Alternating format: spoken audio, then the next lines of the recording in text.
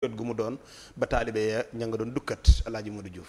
sama droit yooyu nag ñu ma may ñu ma delloo ngir ma mën a doxal sama ngëm maag ñi ma àndal dama ne ku ma ko ndëbin ma rokkin la ko Madinatu Salaam gële Madinatu Salaam gee ñu jógee Madinatu Salaam am réew la ñaata junni kër ñoo fa nekk te kër gu ne ay nit a fa yeewoo boroom kër ak i soxna ak i doom ma yónnee gendarmerie ne leen xam ngeen ni kat événement bi ñun ñëppay dem kenn du fi des ñu ni ma demal danañu taxawu dëkk bi gaw ko wër ko ba keroog ngeen dellu si muy commandant Malicounda Badji dama ne ñun loolu mësuñu ko am te ñun nag ay cantaakoon lañu ko ñu defal ñu wax ko dama leen di xamal yéen bés ni ko tey man maay patriote bu mag bi.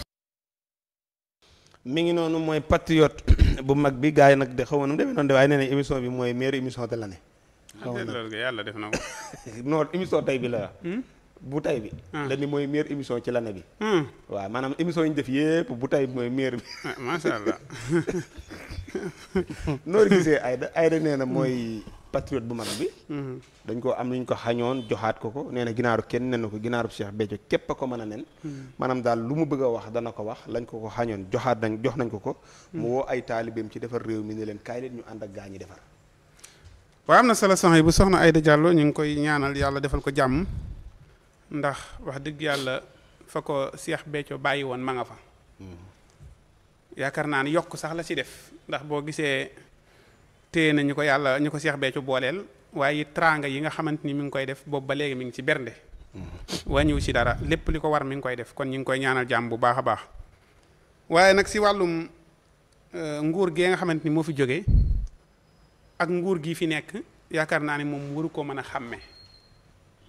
ndax boo dee xool commandant bu Malicounda wala bu police bu Malicounda bu fekkee ñàkkoon na jàmm si li mu wax ne ñoom la woon waaye bu fekkee am na jàmm ñoom la ba tey.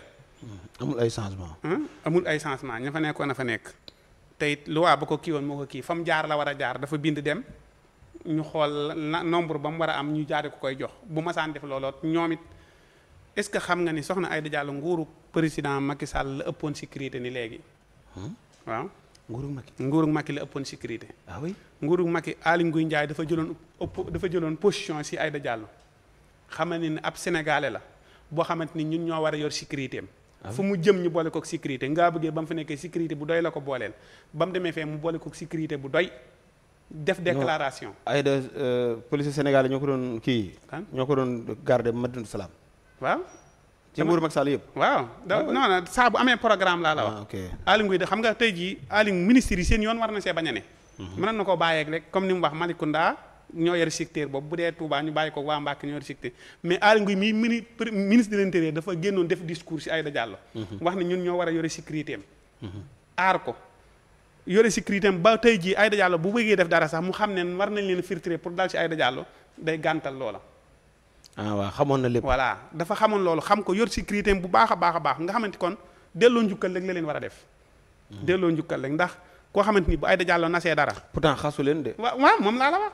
mais nee na dañ ko doon xañ àqam ak yelleefam fekk na dañ doon defar àqam ak yelleefam ndax tey jii bu fekkee nar naa def programme après gars yi policiers yi dañuy dem xool sécurité xool ba xam nar nañoo dal ci kawam wala bu xamee ni lii bu ñu ko defee problème dana am. ñu gàntal ko ni ko defee ko nii yor sécurité ba. mais nguur bu demee ba munta encadrer ab programme. ba problème du fa am. est-ce que loolu itamit du faiblesse su nguur. fii léeg-léeg nga daal def déposé doxu ñaxtu ñun la munta nekk ndax problème sécurité. ok léeg-léeg da ngay déposé ni damaa bëgg def fii doxu ñaxtu ñun la problème sécurité. mais dama jàpp ne loolu kay bu fekkee pendant des années la. ñoom état war naa xam kon groupe bi bëgg a xañ Aïda. non jàmm. non ñu lijjanti groupe boobu. mbooleem lu war a xew da ngay bind dem.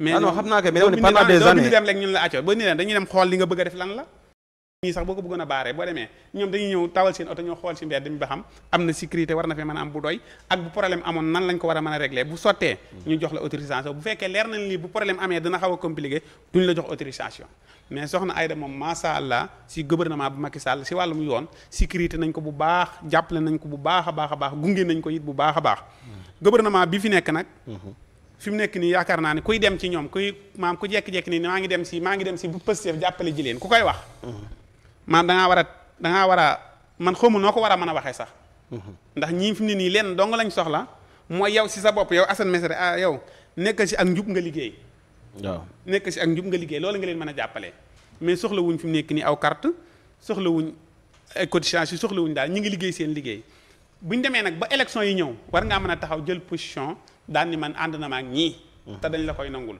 waaye fi mu nekk nii ay soxna Aïda Diallo fépp la am ay taalibe ñëpp la àndal ñëpp ko bëgg ah kuréel yëpp ko kii kon tey ji li mu waroon def mooy man de maa ngi sant gouvernement bu Sénégal te di leen gërëm bu baax a baax taxawaay bi nga xam ne def nañ ko ci programme bi rafet na ndax programme bi lépp li leen waroon defal nañu maa ngi leen di sant di leen gërëm jeex na du tee ñun ñëpp dinañ ci gis seen bopp mais nag jël position bi ana nangam ñee lañ ma xañ déedéet ana nangam mooy non dama ne ni mu waxee noonu man ànduma ci ak moom waaw àndoo ci daal waaw li mu waroon wax mooy maa ngi sant gouvernement bu Sénégal te bu màggal ku fi def màggal bu màggal jeexee da nga sant gouvernement bi sant le premier ministre sant président Basirou sant police gendarmerie sant ñëpp gërëm leen ni leen taxawaay bi ngeen ma taxawu de rafet na yal na yàlla fay leen ñaanal leen mais bul jël position bi sax nii soxla guñ ko kenn soxlawu ko lu ñu koy soxlaa fi mu toll nii soxlawuñ ko lu ñu koy dee ñan ñun gouvernement bi yéen déet yow kañ nga bokk ci gouvernement ma defe woon yaa nga fële. yow nee woon yaa ngi ci gouvernement bu mag nga